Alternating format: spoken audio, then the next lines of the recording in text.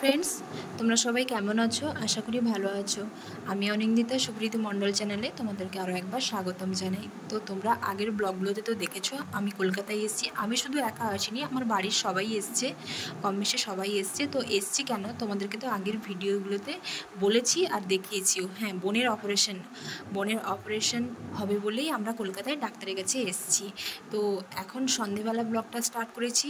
তো সন্ধে হয়ে গেছে, ব্লগটা বিকেল থেকে স্টার্ট করব বলে ভেবেছিলাম, কিন্তু কোনো কারণে আর হয়ে ওঠেনি। কারণ আমরা বিকেলে হসপিটালে এসেছি, বোনের অ্যাডমিট হবে আজকে। তো অ্যাডমিট হতে হতে অনেকটা টাইম লেগে গেছিলো। তো সে অ্যাডমিশনের সময় ভিডিওটা করতে পারিনি, একটু চাপ ছিল বলে ভিডিওটা করতে পারিনি। তো বোনকে অ্যাডমিট করে দিয়েছি। তো অ্যাডমিট করার পর সন্ধেও হয়ে গেছে, এবার আমরা রুমে ফিরে যাব। তো হসপিটালের পাশেই আমরা রুম ভাড়া করে আছি। কখন সুবিধা অসুবিধাতে ডাক্তারের কল আসতে পারে, তো আসতে অনেকটা সময় লেগে যাবেই বলে আমরা হসপিটালের গায়ে একদমই রুম ভাড়া করে আছি।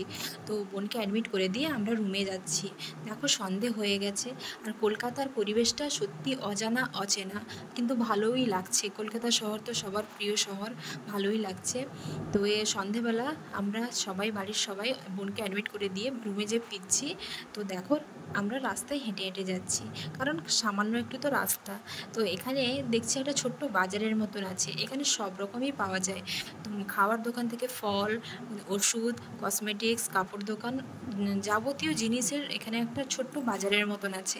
তো কখনো বেরিয়ে এই বাজারটা দেখা হয়নি। তো সন্ধেবেলা দেখছি বেশ লোকের ভিড়ও।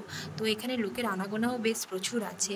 তো আমি আমি একা কেন তোমাদেরকে আমি একা দেখবো কেন, তোমাদেরও বাজারটা ঘুরে ঘুরে দেখাচ্ছি। তো বন্ধুরা দেখো, আর ব্লগটা তোমাদের ভালো লাগলে একটু লাইক করে দিও। তো এখানে ওষুধ দোকান দেখতে পেয়ে মায়ের একটা ওষুধ ফুরিয়ে গেছিলো, তো মা বলল যে ওষুধ নেবে। তো ভাবলাম নিয়ে নিই, কারণ সন্ধ্যের ব্যাপার, তো রাত হলে হয়তো ওষুধ দোকান বন্ধ হয়ে যেতে পারে। কিন্তু না, কলকাতা শহর তো ওষুধ দোকান নিশ্চয়ই খোলা থাকবে। তবুও যখন এসেছি তখন নিয়ে নিই, আবার ডবলবার আসবো কেন, নিয়ে নিই। তো ওষুধ নেওয়ার জন্য আমরা একটু অপেক্ষা করছিলাম ওষুধ দোকানে।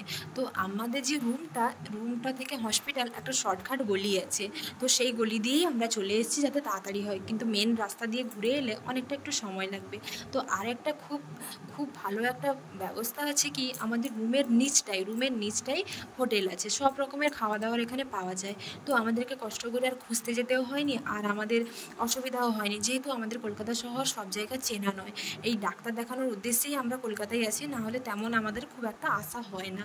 তো রুমের সামনেই দেখছি দোকানটা বন্ধ থাকতো, আসার দিন থেকেই দেখছি দোকানটা বন্ধ, কিন্তু কিসের দোকান বুঝতে পারতাম না। আজকে সন্ধ্যাবেলা দেখছি দোকানটা খোলা আছে। তো দোকানটা দেখছি কসমেটিক্সের দোকান, এখানে মেয়েদের যাবতীয় জিনিস পাওয়া যাচ্ছে। তো মার তো হার দেখে পছন্দ হয়ে গেছে, একটা লকেট দেওয়া বেশ লম্বা হার মার খুব পছন্দ হয়েছে।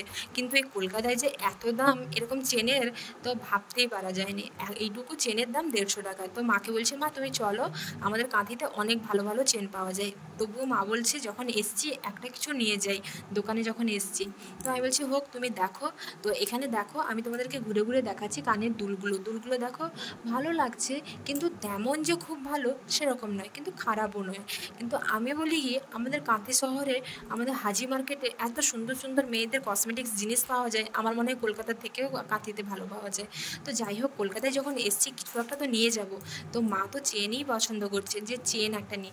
তো আমাকে বলছিল নেওয়ার জন্য, আমি বললাম না, নিব না, তুমি নাও, কারণ এখানে চেনের দাম প্রচুর। তো যখন দোকানে এসছি একটা কিছু তো নিতে হবে, তো তুমি একটা গলায় চেন নিয়ে নাও। তো মার তো কোনোটাই পছন্দ হচ্ছিল না, যখন দোকানে এসছি কোনো একটা নিতে হবে, তার জন্য একদমই প্লেন একদম সিম্পল চেন একটা পছন্দ করেছে, তার দামও 60 টাকা। তো যাই হোক, মাকে বললাম যে তুমি আর কোনো কিছু দেখার দরকার নেই, এটাই পছন্দ করে নাও, আর এটা টাকা দিয়ে চলে আসো। তো এদিকে অনি এত ছোটাছুটি করছে আর এত দুষ্টামি করছে, তো বন্ধুরা তোমাদেরকে মানে বলতে পারবো না যে তার দুষ্টামির পরিমাণটা কতটা বেড়ে গেছে। তো যাই হোক, সে ছোটো বাচ্চা, সে তো আর এত কিছু বোঝে না, সে ভেবেছে যে কলকাতায় এসেছি নিশ্চয়ই আনন্দ করতে, ঘুরতে। তো দেখো আমরা রুমের মধ্যে উঠে যাচ্ছি। তো এখানে যে রুম ভাড়া করেছি, সেই রুমের মালিকের ঘরে কেউ না কেউ হয়তো তারকেশ্বর গেছিলো জল ঢালতে। তো দেখেই তো বেশ আনন্দ লাগছিলো যে এখান থেকেও মানুষেরা কতজন তারকেশ্বর যায় জল ঢালতে, শুধু যে আমরা দূর থেকে আসি সেরকম নেই, অনেকেই তারকেশ্বর যায় জল ঢালতে। তো আমরা আমাদের রুমে পৌঁছে গেছি।